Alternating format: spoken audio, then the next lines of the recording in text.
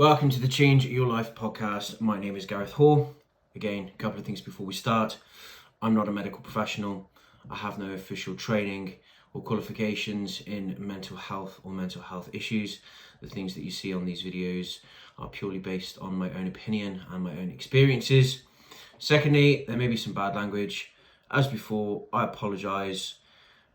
It's just who I am.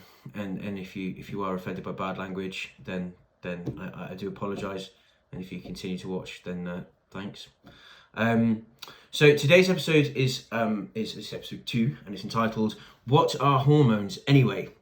So in the first video, I touched a little bit on depression, what depression or a depressive state felt like for me, and I talked about why I kept mentioning chemicals and how your body releases chemicals based on thoughts, and how these chemicals can have a physical manifestation and make you feel, and so on and so forth. So I thought, and I kind of touched on, I think I was speaking more from a negative perspective.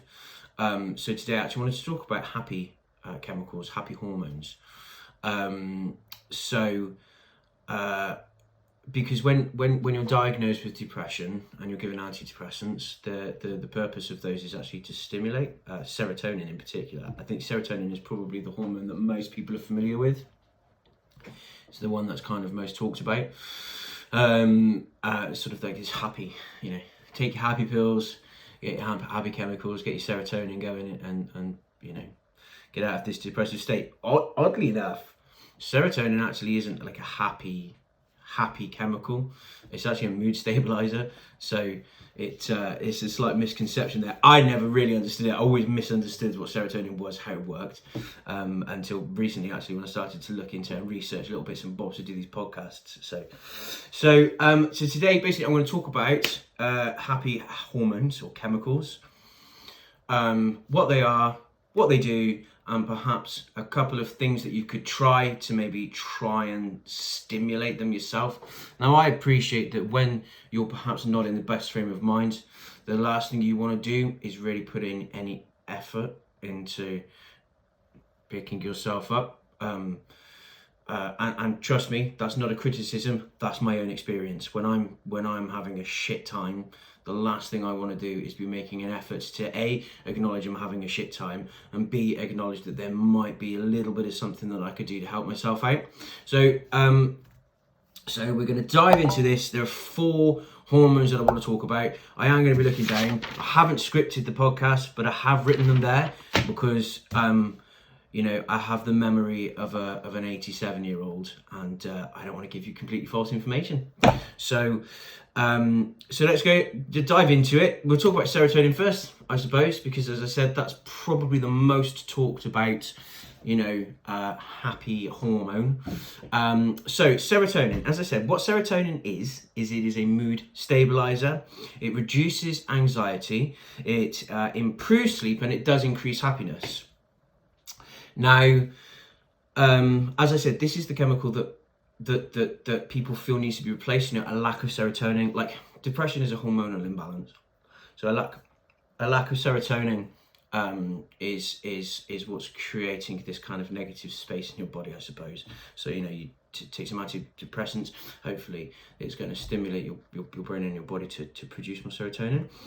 So it's a mood stabilizer. It reduces anxiety. It improves sleep, and it increases happiness. So there are some things that naturally help to produce serotonin. I think, again, one of the more widely known ones is sunshine. If you suffer with SADS, which is a disorder that comes on seasonal, that's why it's called seasonal affective disorder, then that's literally a lack of sunshine. It means your body is not producing as much serotonin in the winter as it does in the summer. So you're generally happier in the summer and more miserable in the winter, which is absolutely me. Plus, I hate the cold and I hate the rain. Why I live in the UK is beyond me. I shouldn't have been born here. I think I belong, somewhere incredibly tropical. But there we go. I won't hold it against my parents. God bless them. So ways to naturally produce serotonin, sunshine.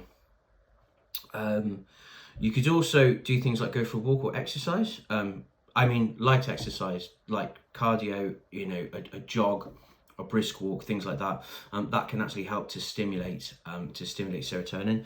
And then times of relaxation, so things like meditation, kind of giving you the opportunity to create space in your brain, basically, to shut off from all of the external things going on around you, which, to be fair, is probably quite a healthy practice for most people anyway. I think like life generally now is quite stressful and quite full on and quite hectic, so there's always probably something quite positive in trying something like a meditation, or just finding the opportunity to create some space. I call it like quieting the noise. For me, sometimes things get so much, it's a little bit like white noise in my head, like just like a static, and I can't focus on any one thing to try to initiate any of this, basically. So it is finding the time and the space to quiet the noise, create a bit of space in your head, regain a little bit of focus, and in doing that, it could encourage the body to naturally produce a little bit of serotonin. So that's hormone number one. Hormone number two, I'm going to talk about dopamine. Now, dopamine is the feel-good hormone, the feel-good chemical. This is the thing that gives you that rush of good feeling, when you get like an exciting bit of news or something and you feel that rush, you feel it rush up into your head. That's dopamine coursing around your body, okay? So it is just that is the feel-good hormone. And things that you could do to try to naturally produce this are crazy. I mean, listening to like music, but like upbeat music, eating sugar or sweet treats can produce dopamine. So you could be happy, not necessarily have all your teeth, but hey, at least you have to feel good. I'm only joking, it's not that bad. But yeah, eating sweet treats and things like that can help the body to naturally produce dopamine. Getting a good night's sleep as well is kind of, to be fair, it's crucial for all of these, but I mean, getting a good night's sleep isn't always the easiest thing when you're going through a bit of a sort of a manic state, but yeah, getting a good night's sleep can help to produce more dopamine. And complete a small task. So this is quite an interesting one for me. This actually taken me 3 days to get around to recording this, because for me personally, I'm not going through the best time at the moment, which I am actually going to explain on a different podcast. So I've done pretty much fuck all for like nearly 2 weeks now. I mean, I really haven't done anything. I haven't gone out and done any work. I haven't obviously, recorded this podcast. Took a bit of time, and I did last week's. I've been going to the gym, but I really haven't done anything productive at all. It's been really quite a difficult thing. So like doing this now, completing this, and by the time I've edited it and put it onto YouTube, it's actually going to give me a bit of a rush of dopamine, because at least I would have achieved something productive today. So dopamine, feel good, chemical, listen to some decent music, eat a sweet or sugary treat, good night's sleep, and complete a small task, and that should help to naturally produce a little bit of dopamine. The next thing I'm going to talk about, again, probably something that most of you are familiar with, and that is endorphins. Now, endorphins are actually it's your body's natural painkiller. And quite often people talk about getting the endorphins flowing when you go out for a run, because it does. That's exactly what it does. Things like that do release endorphins into the body, and it actually helps to reduce stress and increases pleasure. Okay, so as I said, things that you can do. Again, I mean, this just sounds like I'm giving you really bad diet advice. I'm a personal trainer. I'm not. That's not my intention. But this is legitimate, and this can work. So quite contradictory. Although I suppose they might complement each other. To get your endorphins flowing, you can exercise, or you can eat dark chocolate. And laughing is a massive one for endorphins. If you watch a good comedy, and you're laughing, it's amazing for releasing endorphins. You know, so you can go out for a run, come home, smash some dark chocolate in your face with a good comedy on, laugh until you fall asleep, feeling good because you've got the endorphins flowing. Or should you eat the dark chocolate first and then exercise after? I don't know. So that's endorphins. As I said, it's one that probably, again, most people have heard of or are familiar with. So the last one, the fourth one, is one that actually I wasn't completely familiar with. I'd sort of heard it bounce around a little bit. It's oxytocin. So oxytocin is a bonding hormone. It's the hormone that's released when you feel close to people, okay? So I don't really know what that would feel like. Maybe that gooey, lovey, warm, I don't know, feeling that you get when you go to your kids. Or oddly enough, one of the rare recommendations is to pet your dog or cat. So I don't think it is specific to people. So it's just that, you know, probably that, like I said, that warm, fuzzy, lovely, kind of secure feeling, you know. So like, obviously this one, if you're in a relationship, you know, or you have children or you have pets, you'll probably find that you're experiencing this on a daily basis anyway. You know, hugging somebody, holding hands with somebody, so petting your pet, or doing something for a loved one, which is something I'm crap at.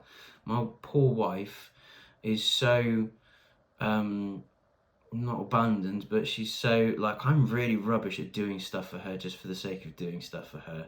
You know, like, I'll empty the dishwasher and be like, hey, I emptied the dishwasher just for you. Obviously not for her. Most of it's probably my washing up for my 10,000 meals a day anyway.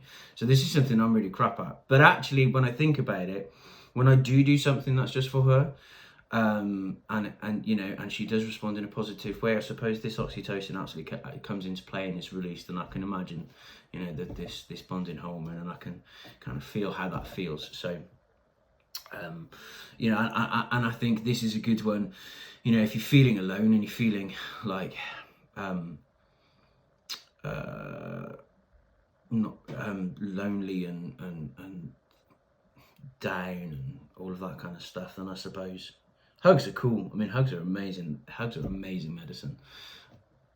More often than not, when I'm having a bit of a spell, you know, a decent hug off my wife pretty much can sort me out and pull me out of whatever funk I'm in that particular moment. So hugs are good. I recommend hugs. Hugs are amazing. So that's oxytocin. So there's four happy hormones, and all of them work in different ways. All of them give, I suppose, a completely different feeling, but they're all working towards the same goal. With depression or depressive states, it's not just about negative chemicals being released into the body, but also it's about these happy hormones, these happy chemicals being suppressed.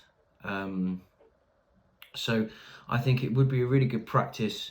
What I might do actually is on the video description, I'll probably just do a very short summary of the four and what they do, and the suggestions of how you could sort of naturally produce it. I might pop them in there, you know, so you could look back, or perhaps I'll do a post on the Instagram and Facebook pages. But you see, the thing is, one of the things that I'm hoping sort of, you know, that I need to realize more so than anything, and perhaps if you're coming on this journey with me together, we can realize it, is that although when I'm in a massive depressive state, I feel like I can't do anything. Like if I brush my teeth, it's actually a really successful day. I do need to start to help myself more. I do need to perhaps make more of a conscious effort to say, okay, yeah, I'm in this particular mood and I'm in this particular state, but hey, why don't I try meditating? Let's see if it works. It might not, and I'll try something else. Hey, let's go for a walk, you know, give my wife a cuddle, give my kids a cuddle, pet the cat. I mean, eating sugary treats and dark chocolate, I have quite a strict coach, so I don't know how he would feel about that. But yeah, I can identify that I probably should be making more of a conscious effort to, help myself. So yeah, if you're coming on this journey with me, and hey, man, if you try stuff, let me know how it went. I'll let you guys know how it goes. As we're sort of continuing on this journey. If you try something, let me know how it went. Let me know if it worked. Let me know if it didn't work. Yeah, it's a real challenge. It is a tough one. It is hard. But hopefully, someone watching this, you can see. Maybe you'll take this and you'll give it a blast, and it will help you out. Let's hope. There are things. There's so much. Do you know what? I'm amazed. I've suffered for so many years, and I've always thought I knew quite a lot about it until I decided I wanted to try and talk to you guys about it, and then I realised that what I knew was so limited. And as I've been sort of talking to people, talking to professionals, to kind of therapists and psychologists and things, to actually get a better understanding of it, from a medical perspective, just to kind of relay information to you, I'm learning quite a bit about myself as well. So, I realised kind of how sheltered I was in the subject, even though I've suffered for most of my life, almost as long as I can remember. I'll keep learning, and I'll keep sharing with you what I learn. And like I said, we can just, as always, battle this together. Just give it a blast. We'll find something that works, guys. We'll find something that will help us, and that will encourage us, and just got to keep soldiering on. So that's all I've got for you today. As I said, I'll pop the little descriptions in the box on YouTube, and probably on some social media. Thanks for watching as always. If you liked it, if you want to support, if you could like, subscribe, share, all of that kind of stuff, get the word out there. Hopefully we can reach a few more people, and I'll see you on the next one.